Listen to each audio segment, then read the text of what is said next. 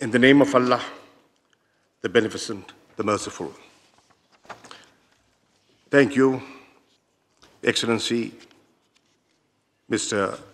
Hosseini Masoumi, Minister for Republic of Niger, for your commendable work as Chair of the 47th session of the Council of Foreign Ministers. It is my privilege, indeed, to steer the proceedings of this august gathering.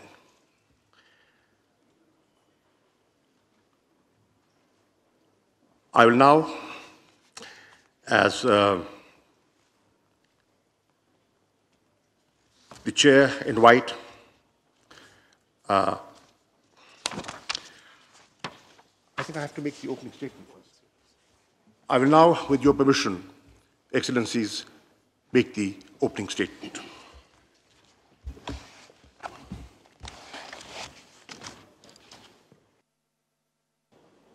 Honorable Prime Minister Imran Khan, Secretary General Haseen Brahim Taha, Royal Highnesses, Honorable Foreign Ministers, Excellencies, Assalamu alaikum. I welcome you all to the 48th session of the OIC Council of Foreign Ministers, themed on unity, justice, and development. It is a matter of pride for us to host this meeting in 2022, which marks the 75th anniversary of Pakistan's independence.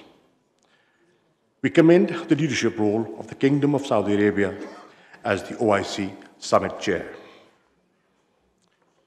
We also express profound gratitude to the OIC General Secretariat for facilitating this important meeting. Let me also express our highest appreciation to the Government of Niger for hosting the last CFM and leading the organization during the past year. Distinguished delegates, I am confident that our work during the next 2 days will be guided by the eternal Islamic values of amity and brotherhood, as embodied in the Quran and the teachings of the Holy Prophet, peace be upon him. The OIC is the collective voice of nearly 2 billion Muslims. It is a bridge among Muslim nations and between the Muslim world and the international community. Promoting solidarity and cooperation within the Muslim Ummah is one of the central pillars of Pakistan's foreign policy. As chair of the OIC CFM during 22-23, Pakistan's overarching goal shall be to solidify this bridging role further. Distinguished delegates, I want to take this opportunity to reflect on some of our collective recent achievements. Indeed, a consequence of our partnership for unity, justice, and development, the very theme of the OIC CFM. We met in this hall last December, uniting within an exceptionally short span of time for the extraordinary session of the CFM on Afghanistan. Together, we made some historic and concrete decisions. We agreed to establish the OIC Humanitarian Trust Fund. We appointed a special envoy of the OIC Secretary General. We launched an Afghanistan food security program. We strengthened OIC's presence in Afghanistan by reinforcing the OIC mission in Kabul.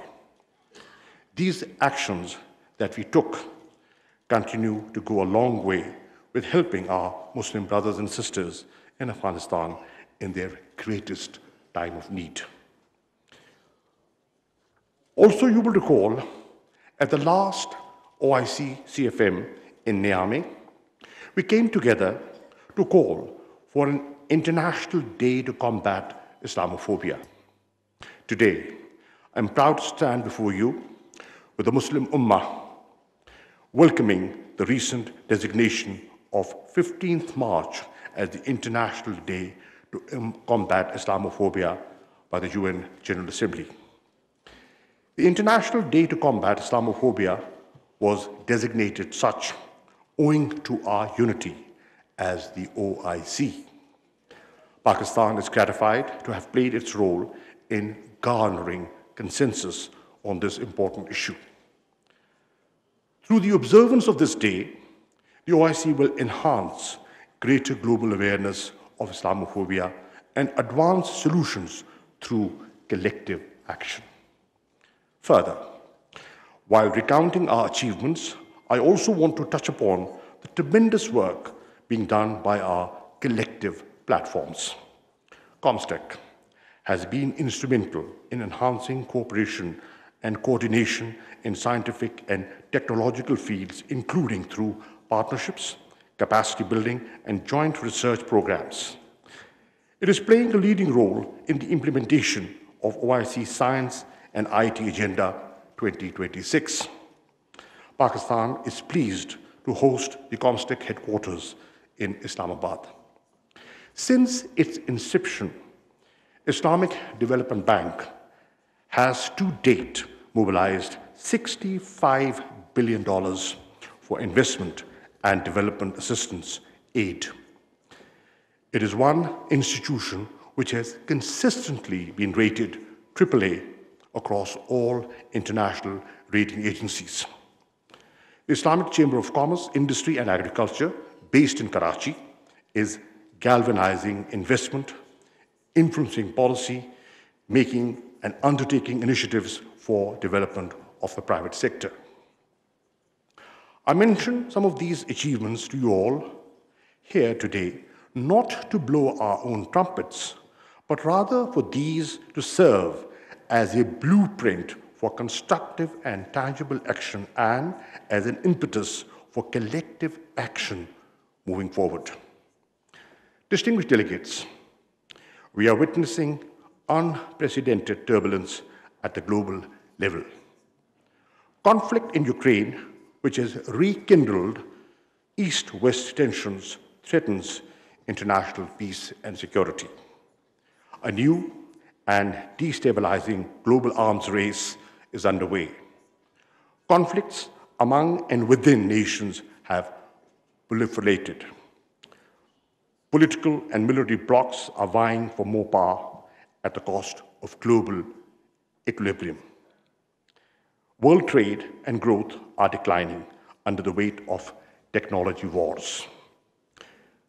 Inequality has become a defining feature of our times. The COVID-19 pandemic has increased inequalities through greater debt burdens, fiscal deficits, and liquidity crunch.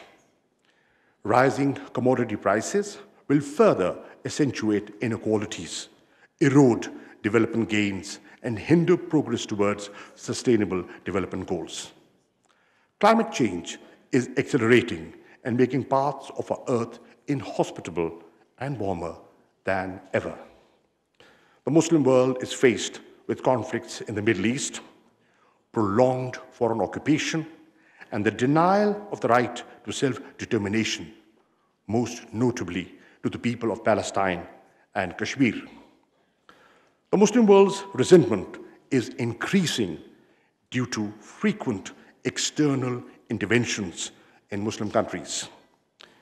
Distinguished delegates, left unaddressed, these conflicts and disputes undermine our unity and solidarity, expose our countries to foreign interference and intervention, fuel terrorism and extremism, and deflect attention from our development goals and the welfare of our peoples. To help forge a collective response and under the theme of partnering for unity, justice, and development, I would like to focus on three specific challenges. First, partnering for unity by jointly addressing the challenges and conflicts within the Ummah. Second, uniting for justice for the rights of Muslims under occupation and conflicts with countries beyond our Ummah. This should also include the urgency of addressing the pervasive Islamophobia facing Muslims in non-Muslim majority countries. Third, partnering for development by effectively addressing the triple global crisis of COVID-19, development, and climate change. Distinguished delegates, the Holy Quran says to the believers, "Hold fast, all of you, to the cord of Allah and be not divided." In this era of global turmoil, the situation of Muslims in many parts of the world is heart-wrenching. Currently, more than 60% of all conflicts in the world exist in Muslim countries. From Yemen to Syria to the Sahel, the range of conflicts in the Muslim world and their intensity is palpable. These are festering wounds on the body politic of Islam. More than 2/3 of all refugees worldwide come from just 5 countries: Syria, Afghanistan, South Sudan, Myanmar, and Somalia. Above all, the Muslim countries are hosting the largest number of refugees. While we must work to prevent outside interference in the Muslim world, we alone can find solutions to internal fissures and challenges. The key to ending these conflicts and disputes is comprehensive engagement and cooperation among the Islamic countries. Ladies and gentlemen, the Islamic world is endowed with both natural and human resources that are unmatchable. We are home to over 1/4 of the world's entire youth. This unparalleled youth bulge is yearning for opportunities and progress. It is a harbinger of innovation, industry, and growth. Prime Minister Imran Khan has declared the year 2022 as investment in the youth. Building on this potential, it is time for the Ummah to forge a collective response to the current turmoil inside its borders and the ongoing global transition. We must be a reliable partner in forging unity, justice, and development across the globe, but not anyone's accomplice in aggression or domination. To this end, I propose convening an OIC ministerial conference during 22-23. This conference, among others, could assess the need for establishing a peace and security architecture akin to all other regional organizations. This conference should also discuss how the OIC can and must strengthen itself by developing and deploying tools for conflict prevention, mediation, reconciliation, and peace building. Excellencies, ladies and gentlemen, partnering for justice is an injunction from the Quran. Allah enjoins Muslims to be upholders of justice, witnesses for Allah. The vision behind the OIC creation was to raise the united voice of the Islamic Ummah against the injustices perpetrated against Palestinian Muslims under occupation. But even 50 years of the OIC establishment, after 50 years of the OIC establishment, we are far from seeing justice for Muslims in many parts of the world. The Muslims of Palestine and the Indian illegally occupied Jammu and Kashmir are still reeling under subjugation. For the last 7 decades, they have struggled to achieve their inalienable right to self-determination. Under the relevant United Nations resolutions, a permanent solution to the Palestinian question with the pre-1967 al-Sharif as the capital of a viable, independent, and contiguous Palestinian state is essential.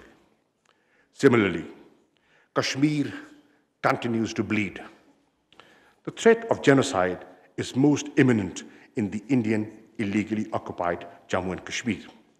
The RSS, BJP, Hindutva-inspired government in India has unleashed a reign of terror by an occupation force of 900,000 in IIOJK since the 5th of August 2019. Akin to the situation in Palestine, this is accompanied by illegal efforts to change the demographic structure of the occupied territory and transform it into a Muslim minority region. This is a clear violation of international law, particularly the Fourth Geneva Convention. Indian actions violate the resolutions of the UN Security Council and the OIC on Jammu and Kashmir. The illegal acts increased the threat of a conflict between India and Pakistan. Kashmiris are looking towards their Muslim brothers and sisters for support. India's violence against Muslims is not limited to IIOJK. Civil society organizations and independent observers have warned that Muslims in Hindutva-controlled India are also living under the threat of genocide. Our Holy Prophet, peace be upon him, said that believers are just like one body. When one of the limbs suffers, the whole body responds to it with wakefulness and fever. It is incumbent to resolve these challenges by partnering with the international community as well. Beyond adopting resolutions, we must take concrete and tangible steps towards permanent solutions. A similar resolve and unity is needed in countering the ideologies of hate, such as Islamophobia and right-wing racism. Repeated incidents of desecration of the Holy Quran and reprinting of caricatures have seriously hurt the sentiments of Muslims across the world. They also cause great anguish within the Islamic world.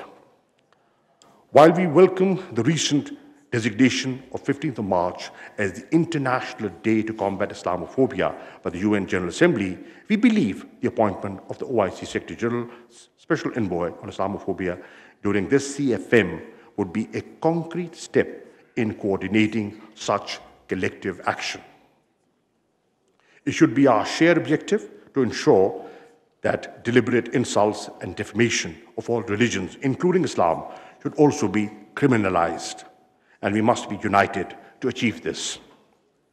I propose that the Secretary General OIC develop a comprehensive report on the theme of partnering for justice and present recommendations to the next OIC CFM on how the OIC, through proactive and innovative diplomacy, could strengthen its role in securing justice for the long oppressed Muslims facing hateful ideologies and occupation.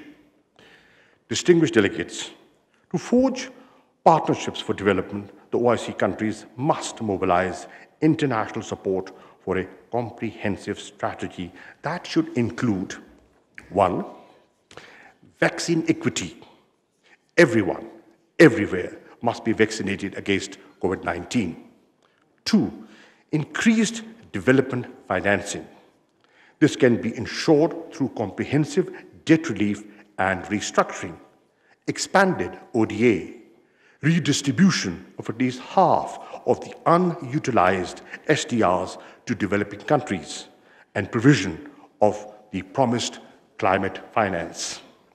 3rd, accelerated climate action. The agreement reached at Glasgow must be the baseline for future discussions. The OIC must call for additional commitments by the international community to achieve the agreed mitigation targets, support for adaptation, and loss and damage in developing countries due to climate change. 4, the resolute action against illicit financial flows. Corruption and illegal transfer of assets have adversely impacted many Muslim countries, including Pakistan. The OIC countries must develop a comprehensive legal framework to halt and reverse the illicit financial flows and stop this grave economic injustice. We must call for the implementation of the recommendations of the UN Secretary General's FACTI panel. Excellencies, ladies and gentlemen, underdevelopment, poverty, and corruption remain serious threats to the future security and stability of our societies. In an era of economic and financial unpredictability, development partnerships among OIC member states would be of vital importance. OIC member states have tremendous natural and human resources which must be utilized effectively through trade, joint research and development projects, trainings, and investment. To promote research and technological innovation in the Muslim world, we need to synergize the Muslim scientific and intellectual pool and fully utilize the platform of COMSTEC to achieve the OIC STI Agenda 2026. We also need to take advantage of a preferential system of trading among the OIC member states. In this regard, the framework agreement needs to be ratified expeditiously by OIC. We should also come together and build convergences on removing international barriers to development. Our common ground on the need to reform the global economic architecture will strengthen the voices calling to make it equitable. Distinguished delegates, before I conclude, I would like to draw your attention to the situation in Afghanistan. While the progress we made at the extraordinary session of the CFM on Afghanistan was timely, we need to build on them. Addressing the humanitarian crisis in Afghanistan and preventing a collapse of the Afghan economy must remain our top priorities. In doing so, we must encourage and support the efforts of the Afghan authorities to eliminate Daesh. Effective strategies are also needed to deal with other terrorist groups in Afghanistan like TTP, ETIM, IMU, and Al-Qaeda. We must guard against spoilers that wish to continue destabilizing Afghanistan and using its territory to promote terrorism. A peaceful, stable, inclusive, prosperous, and connected Afghanistan is in the best interests of us all.